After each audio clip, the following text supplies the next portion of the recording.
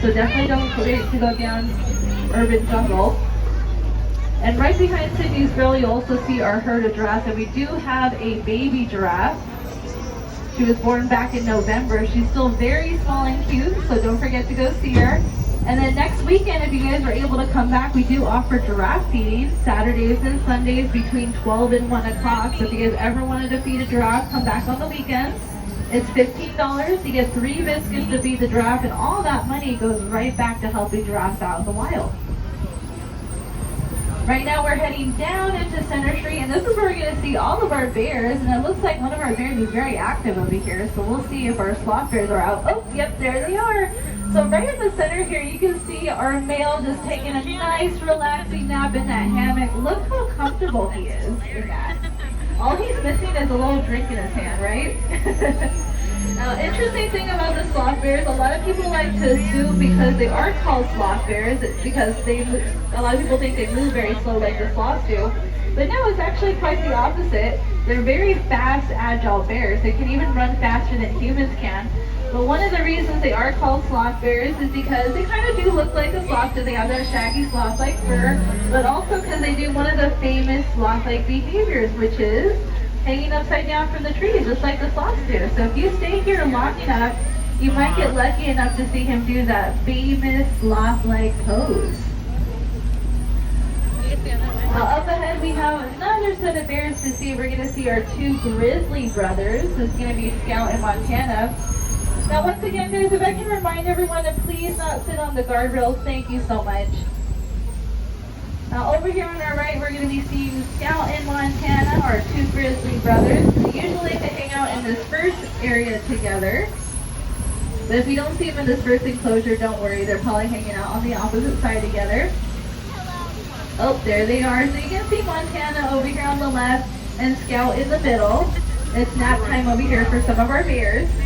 Interesting thing about these 2 bears, they were actually born outside of the San Diego Zoo, right outside Yellowstone National Park. And the reason that they're here at the San Diego Zoo is because their mother taught them a really bad habit about going into local human communities to go searching for food. They were basically breaking into trash cans and dumpster diving for their food.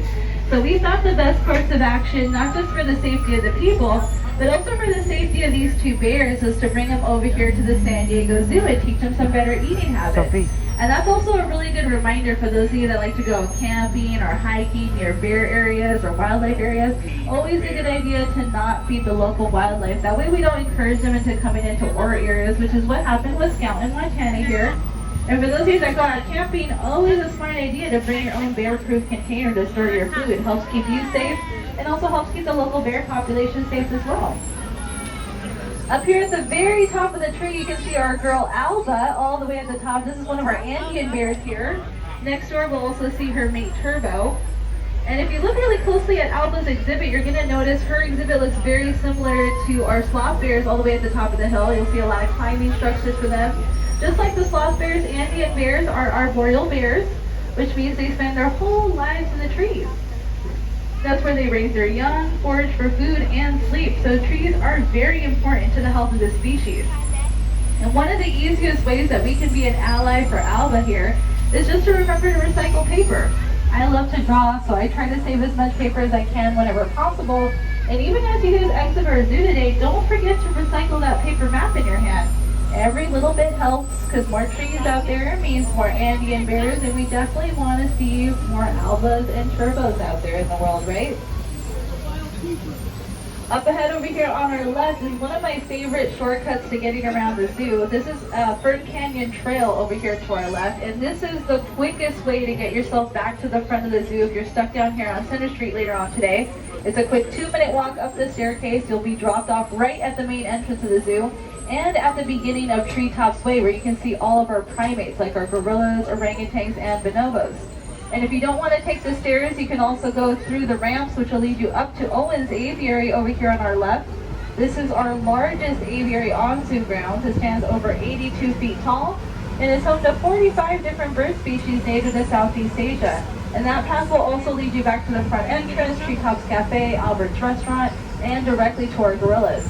And I really can't stress enough that if you haven't gone to see our primates yet, definitely go as soon as you can. A lot of people don't know that our primates do like